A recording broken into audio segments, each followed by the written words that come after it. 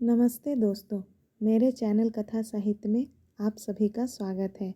आज मैं आपको सुनाने जा रही हूँ मुंशी प्रेमचंद के द्वारा लिखी एक कहानी पंच परमेश्वर। जुम्मन शेख और अलगू चौधरी में गाढ़ी मित्रता थी। साझे में खेती होती थी, कुछ लेन देन में भी साझा था। एक को दूसरे पर अटल विश्वास था।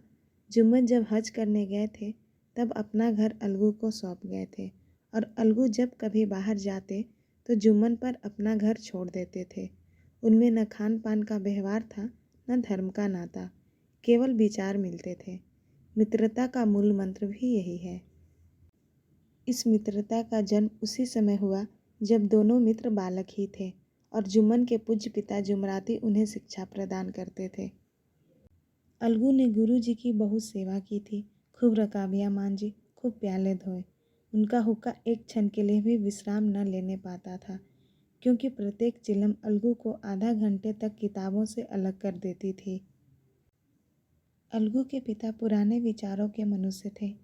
उन्हें शिक्षा की विद्या की अपेक्षा गुरु की सेवा शुश्रूषा पर अधिक विश्वास था।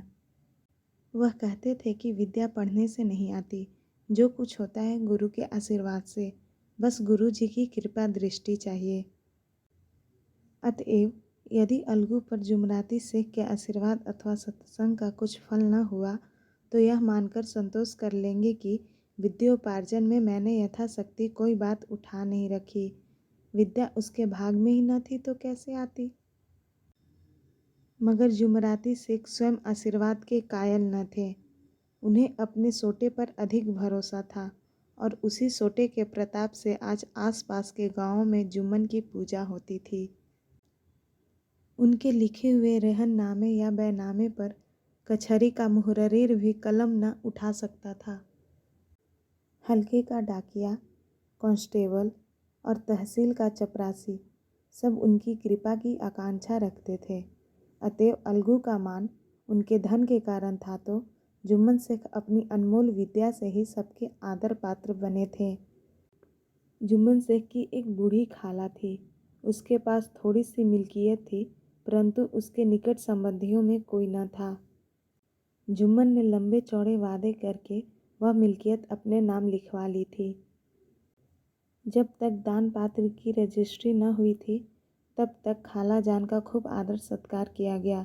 उन्हें खूब स्वादिष्ट पकवान खिलाए गए, हलवे पुलाव की वर्षा की गई, पर रजिस्ट्री की मोहर ने इन खातिरदारियों पर भी मानो मोहर लगा दी। जुम्मन की पत्नी करीमन रोटियों के साथ कड़वी बातों के कुछ तेज तिखे सालन भी देने लगी। जुम्मन शेख भी निष्ठुर हो गए। अब बेचारी खाला जान को प्रायः नित्य ही ऐसी बातें सुननी पड़ती थी।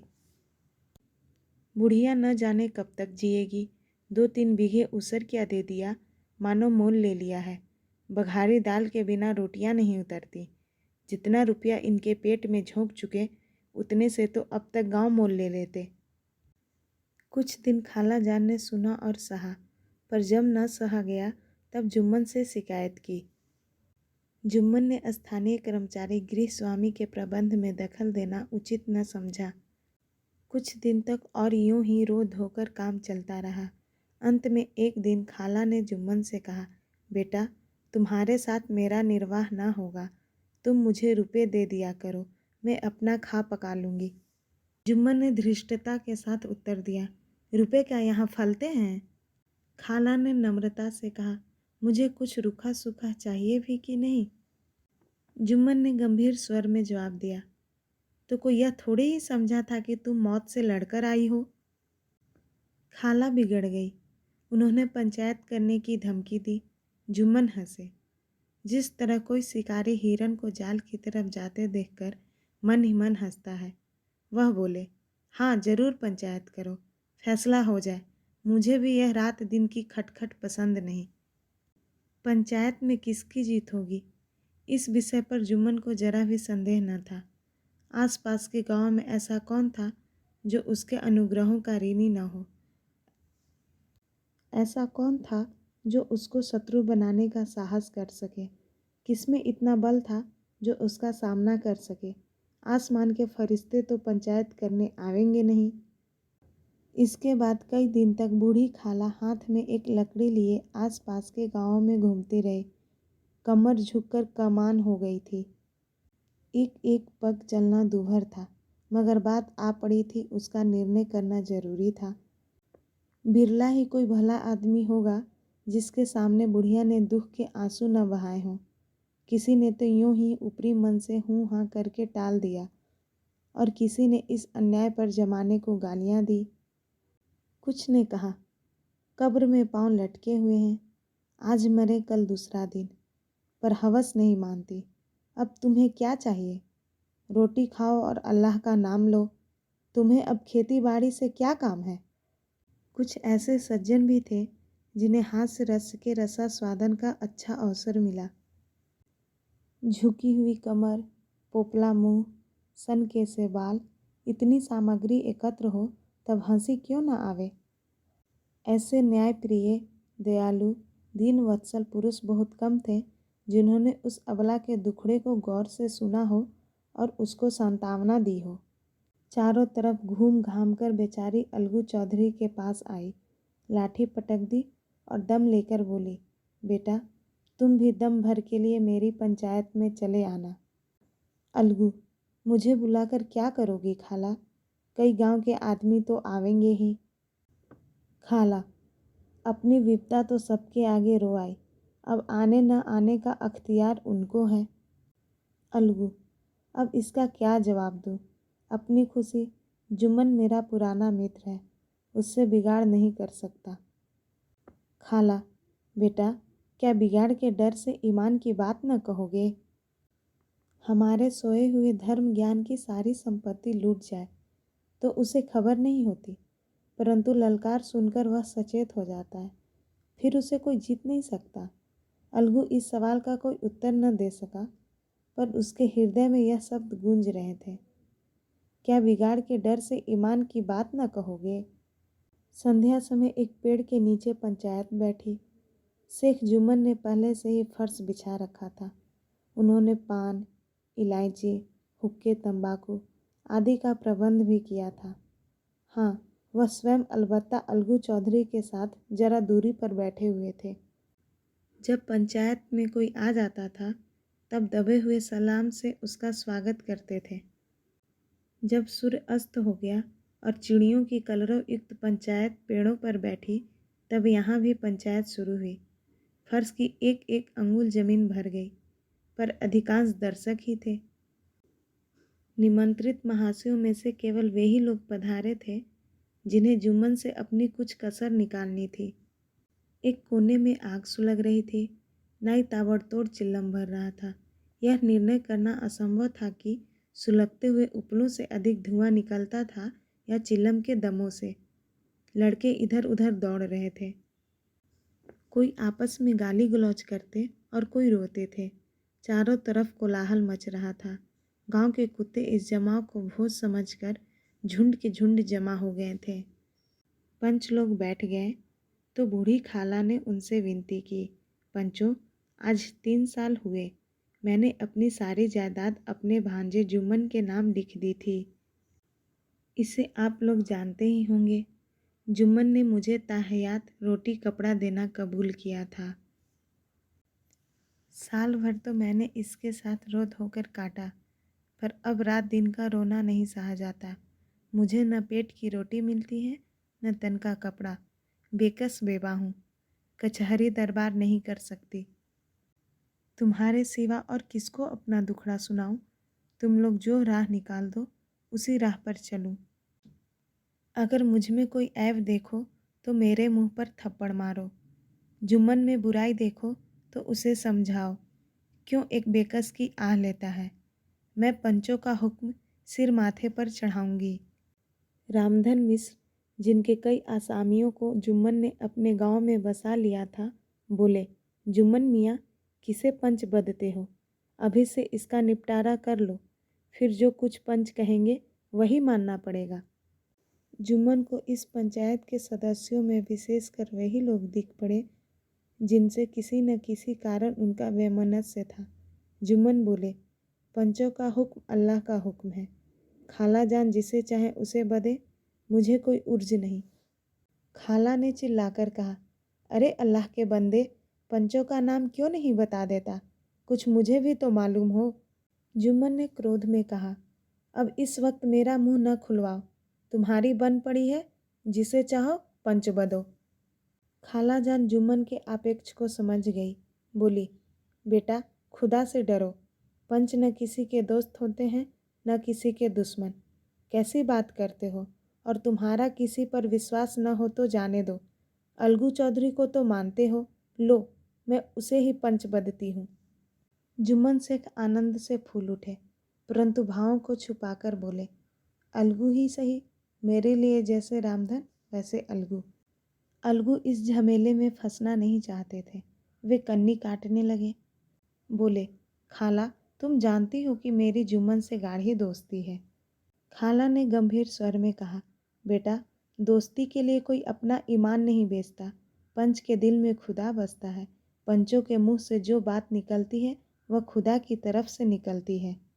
अलगू चौधरी सरपंच हुए। रामधन मिश्र और जुम्मन के दूसरे विरोधियों ने बुढ़िया को मन में बहुत कोसा। अलगू चौधरी बोले, शेख जुम्मन, हम और तुम पुराने दोस्त हैं। जब काम पड़ा तुमने हमारी मदद की है और हम भी जो कुछ बन पड़ा तुम्हारी सेवा करते रहे हैं। मगर इस समय तुम व बूढ़ी खाला दोनों हमारी निगाह में बराबर हो। तुमको पंचों से जो कुछ अर्ज करना हो करो। जुम्मन को पूरा विश्वास था कि अब बाजी मेरी है। अलगू यह सब दिखावे की बातें कर रहा है। अतएव शांत चित्त होकर बोले, पंचों 3 साल हुए खाला जान ने अपनी जायदाद मेरे नाम हिबा कर दी थी। मैंने उन्हें ताहयात खाना कपड़ा देना कबूल किया था। खुदा गवाह है, आज तक खाला जान को कोई तकलीफ नहीं दी। मैं उन्हें अपनी माँ के समान समझता हूँ। उनकी खिदमत करना मेरा फ़र्ज है। मगर औरतों में ज़रा अनबन रहती है, उसमें मेरा क्या बस है। खाला जान मुझसे माहवार खर्च अलग मांगती है। जायदाद जितनी है वह पंचों से छिपी नहीं। उससे इतना मुनाफा नहीं होता कि माहवार खर्च दे सकूं। इसके अलावा हिबाबनामे में माहवार खर्च का कोई जिक्र नहीं तो मैं भूलकर भी इस झमेले में न पड़ता। बस मुझे यही कहना है। आइंदा पंचों को अख्तियार है, जो फैसला चाहें करे। अलगू चौधरी को हमेशा कचहरी में काम करना पड़ता था, अतएव वह पूरा कानूनी आदमी था। उसने जुम्मन से जिरह शुरू की। एक एक प्रश्न जुम्मन के हृदय पर हथौड़े की चोट की तरह पड़ता था। रामधन मिश्र इन प्रश्नों पर मुग्ध हुए जाते थे। जुम्मन चकित थे कि अलगू को क्या हो गया। अभी यह अलगू मेरे साथ बैठा कैसी कैसी बातें कर रहा था। इतनी ही देर में ऐसी काया पलट हो गई कि मेरी जड़ खोदने पर तुला हुआ है। न मालूम कब की कसर निकाल रहा है। क्या इतने दिनों की दोस्ती भी काम न आवेगी? जुम्मन शेख तो इसी संकल्प विकल्प में पड़े हुए थे कि इतने में अलगू ने फैसला सुनाया। जुम्मन शेख, पंचों ने इस मामले पर विचार किया। उन्हें यह नीति संगत मालूम होता है कि खाला जान को माहवार खर्च दिया जाए। हमारा विचार है कि खाला की जायदाद से इतना मुनाफा अवश्य होता है कि माहवार खर्च दिया जा सके। बस यही हमारा फैसला है। अगर जुम्मन को खर्च देना मंजूर न हो तो हिबाबनामा रद्द समझा जाए। यह फैसला सुनते ही जुम्मन सन्नाटे में आ गए। जो अपना मित्र हो वह शत्रु का व्यवहार करे और गले पर छुरी फेरे, इसे समय के हेर फेर के सिवा और क्या कहें। जिस पर पूरा भरोसा था उसने समय पड़ने पर धोखा दिया। ऐसे ही अवसरों पर झूठे सच्चे मित्रों की परीक्षा की जाती है। यही कलयुग की दोस्ती है। अगर लोग ऐसी कपटी धोखेबाज न होते तो देश में आपत्तियों का प्रकोप क्यों होता। यह हैजा प्लेग आदि व्याधियों दुष्कर्मों का ही दंड है। मगर रामधन मिश्र और अन्य पंच अलगू चौधरी की इस नीति परायणता की प्रशंसा जी खोलकर कर रहे थे। वे कहते थे, इसका नाम पंचायत है। दूध का दूध और पानी का पानी कर दिया। दोस्ती दोस्ती की जगह है, किंतु धर्म का पालन करना मुख्य है। ऐसे ही सत्यवादियों के बल पर पृथ्वी ठहरी है, नहीं तो यह कब की रसातल को चली जाती। इस फैसले ने अलगू और जुम्मन की दोस्ती की जड़ हिला दी। अब वे साथ साथ बातें करते नहीं दिखाई देते थे। इतना पुराना मित्रता रूपी वृक्ष सत्य का एक झोंका भी न सह सका। सचमुच वह बालू की ही जमीन पर खड़ा था। उनमें अब शिष्टाचार का अधिक व्यवहार होने लगा। एक दूसरे की आवभगत ज़्यादा करने लगे। वे मिलते जुलते थे, मगर उसी तरह जैसे तलवार से ढाल मिलती है। यही चिंता रहती थी कि किसी तरह बदला लेने का अवसर मिले। अच्छे कर्मों की सिद्धि में बड़ी देर लगती है, पर बुरे कर्मों की सिद्धि में यह बात नहीं होती। जुम्मन को भी बदला लेने का अवसर जल्द ही मिल गया। पिछले साल अलगू चौधरी बटेसर से बैलों की एक बहुत अच्छी जोड़ी मोल लाए थे। बैल पछाही जाति के सुंदर बड़े बड़े सींग वाले थे। महीनों तक आसपास के गांव के लोग दर्शन करते रहे। दैव योग से जुम्मन की पंचायत के 1 महीने के बाद इस जोड़ी का एक बैल मर गया। जुम्मन ने दोस्तों से कहा, यह दगाबाजी की सज़ा है। इंसान सब्र भले ही कर जाए, पर खुदा नेक बद सब देखता है। अलगू को संदेह हुआ कि जुम्मन ने बैल को विष दिला दिया है। चौधराइन ने भी जुम्मन पर ही इस दुर्घटना का दोषारोपण किया। उसने कहा, जुम्मन ने कुछ कर करा दिया है। चौधराइन और करीमन में इस विषय पर एक दिन खूब ही वाद विवाद हुआ। दोनों देवियों ने शब्द बाहुल्य की नदी बहा दी। व्यंग, वक्रोक्ति, अन्योक्ति और उपमा आदि अलंकारों में बातें हुई। जुम्मन ने किसी तरह शांति स्थापित की। उन्होंने अपनी स्त्री को डांट डपट कर समझा दिया। वह उसे उस रणभूमि से भी हटा ले गए। उधर अलगू चौधरी ने समझाने बुझाने का काम अपने तर्कपूर्ण सोटे से लिया। अब अकेला बैल किस काम का। उसका जोड़ा बहुत ढूंढा गया, पर न मिला। निदान यह सलाह ठहरी कि इसे बेच डालना चाहिए। गांव में एक समझू साहू थे। वह इक्का गाड़ी हाँकते थे। गांव से गुड़ घी लादकर मंडी ले जाते, मंडी से तेल नमक भर कर लाते और गांव में बेचते। इस बैल पर उनका मन लहराया। उन्होंने सोचा, यह हाथ लगे तो दिन भर में बेखटके 3 खेप हों। आजकल तो एक ही खेप के लाले पड़े रहते हैं। बैल देखा, गाड़ी में दौड़ाया, बाल भौरी की पहचान कराई, मोल तोल किया और उसे लाकर द्वार पर बांध ही दिया। 1 महीने में दाम चुकाने का वादा ठहरा। चौधरी को भी गरज थी ही, घाटे की परवाह न की। समझू साहू ने नया बैल पाया तो लगे उसे रगेदने। वह दिन में 3-3 4-4 खेपें करने लगे। न चारे की फिक्र थी न पानी की, बस खेपों से काम था। मंडी ले गए, वहाँ कुछ सूखा भूसा सामने डाल दिया। बेचारा जानवर अभी दम भी न लेने पाया कि फिर जोत दिया। अलगू चौधरी के घर था तो चैन की बंसी बजती थी। बैलराम छठे छमाहे कभी बहली में जोते जाते थे। खूब उछलते कूदते और कोसों तक दौड़ते चले जाते थे। वहाँ बैलराम का रातिब था। साफ पानी, दली हुई अरहर की दाल और भूसे के साथ खली, और यही नहीं, कभी कभी घी का भी स्वाद चखने को मिल जाता था। शाम सवेरे एक आदमी खरहरे करता, पोंछता और सहलाता था। वहाँ वह सुख चैन, कहाँ यह 8 पहर की खपत। महीने भर में ही वह पीस सा गया। इक्के का जुआ देखते ही उसका लहू सूख जाता था। एक एक पर दुभर था, हड्डियाँ निकल आई थी, पर था वह पानीदार, मार की बर्दाश्त न थी। एक दिन चौथी खेप में साहू जी ने दोना बोझ लादा। दिन भर थका जानवर, पैर भी न उठते थे, पर साहू जी कोड़े फटकारने लगे। बस फिर क्या था, बैल कलेजा तोड़कर चला। कुछ दूर दौड़ा और चाहा कि जरा दम ले लूं, पर साहू जी को जल्द पहुंचने की फिक्र थी, अतएव उन्होंने कई कोड़े बड़ी निर्दयता से फटकारे। बैल ने एक बार फिर जोर लगाया, पर अब की बार शक्ति ने जवाब दे दिया। वह धरती पर गिर पड़ा और ऐसा गिरा कि फिर उठ न सका। साहू जी ने बहुत पीटा, टांग पकड़कर खींचा, नथुने में लकड़ी ठूंस दी, पर कहीं मृतक भी उठ सकता है। तब साहू जी को कुछ शक हुआ। उन्होंने बैल को गौर से देखा, खोलकर अलग किया और सोचने लगे कि गाड़ी कैसे घर पहुँचे। बहुत चीखे चिल्लाए, पर देहात का रास्ता बच्चों की आँख की तरह सांझ होते ही बंद हो जाता है। कोई नज़र न आया, आसपास कोई गांव भी न था। मारे क्रोध के उन्होंने मरे हुए बैल पर और दुर लगाए और लगे कोसने, अब आगे, तुझे मरना ही था तो घर पहुंचकर मरता, ससुरा बीच रास्ते में ही मर गया। अब गाड़ी कौन खींचे। इस तरह साहू जी खूब जले भुने। कई बोरे गुड़ और घी के कनस्तर उन्होंने बेचे थे। 200-250 रुपये कमर में बांधे थे। इसके अलावा गाड़ी पर कई बोरे नमक के थे, अतएव छोड़कर जा भी न सकते थे। लाचार बेचारे गाड़ी पर ही लेट गए। वहीं रत जगह करने की ठान ली। चिल्लम पी या फिर हुक्का पिया।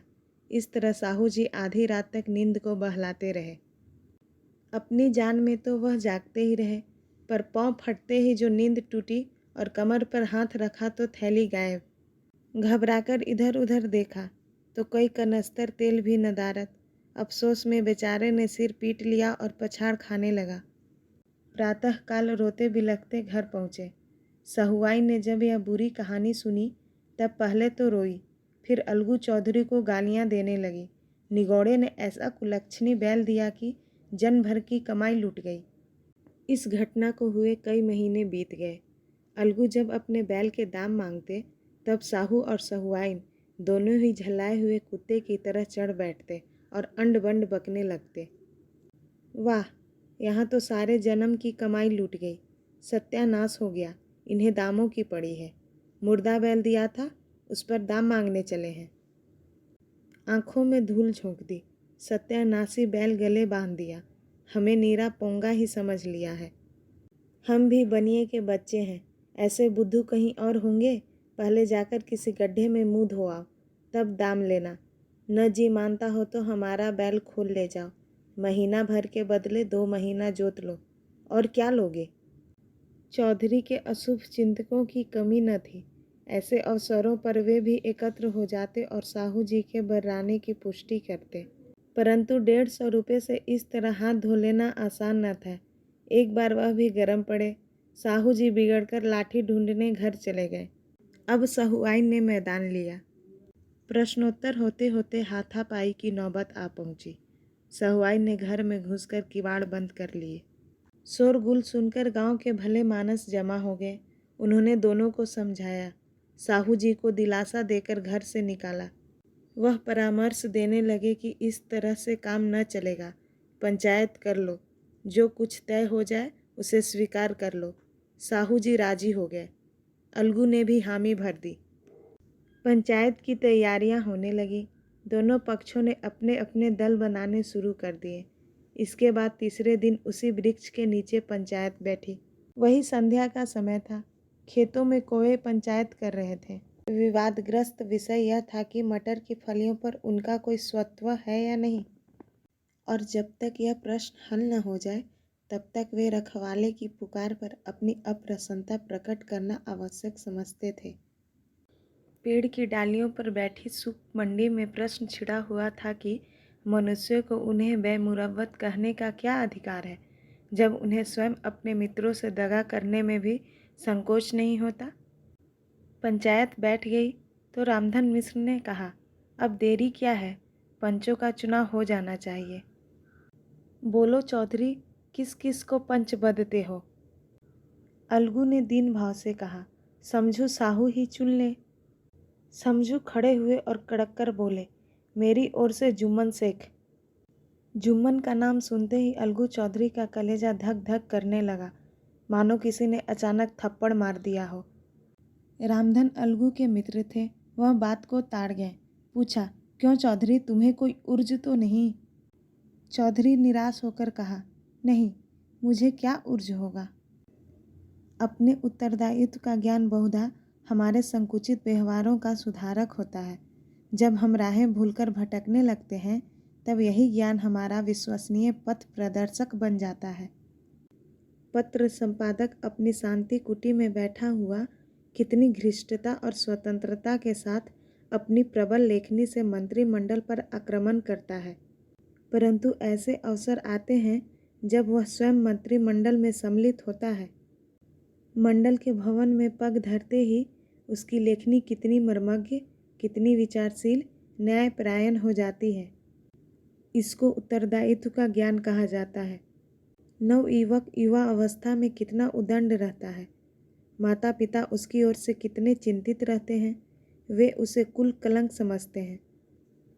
परंतु थोड़े ही समय में परिवार का बोझ सिर पर पड़ते ही वही अव्यवस्थित चित्त उन्मत्त युवक कितना धैर्यशील, कैसा शांतचित्त हो जाता है। यह भी उत्तरदायित्व के ज्ञान का फल है। जुम्मन शेख के मन में भी सरपंच का उच्च स्थान ग्रहण करते ही अपनी जिम्मेदारी का भाव पैदा हुआ। उसने सोचा, मैं इस वक्त न्याय और धर्म के सर्वोच्च आसन पर बैठा हूँ। मेरे मुंह से इस समय जो कुछ निकलेगा वह देववाणी के सदृश से होगा, और देववाणी में मेरे मनोविकार का कदापि समावेश न होना चाहिए। मुझे सत्य से जौ भर भी टलना उचित नहीं। पंचों ने दोनों से सवाल जवाब शुरू किए। बहुत देर तक दोनों दल अपने अपने पक्ष का समर्थन करते रहे। इस विषय में तो सब सहमत थे कि समझू को बैल का मूल्य देना चाहिए, परंतु दो महाशय इस कारण रियायत देना चाहते थे कि बैल के मर जाने से समझू को हानि हुई। इसके प्रतिकूल दो महाशय सभ्य मूल्य के अतिरिक्त समझू को दंड भी देना चाहते थे, जिससे फिर किसी को पशुओं के साथ ऐसी निर्दयता करने का साहस न हो। अंत में जुम्मन ने फैसला सुनाया, अलगू चौधरी और समझू साहू, पंचों ने तुम्हारे मामले पर अच्छी तरह विचार किया। समझू के लिए उचित होगा कि बैल का पूरा दाम दे। जिस वक्त उन्होंने बैल लिया उसे कोई बीमारी न थी। अगर उसी समय दाम दे दिए जाते तो आज समझू उसे फेर लेने का आग्रह न करते। बैल की मृत्यु केवल इस कारण हुई कि उससे बड़ा कठिन परिश्रम लिया गया और उसके दाने चारे का कोई अच्छा प्रबंध न किया गया।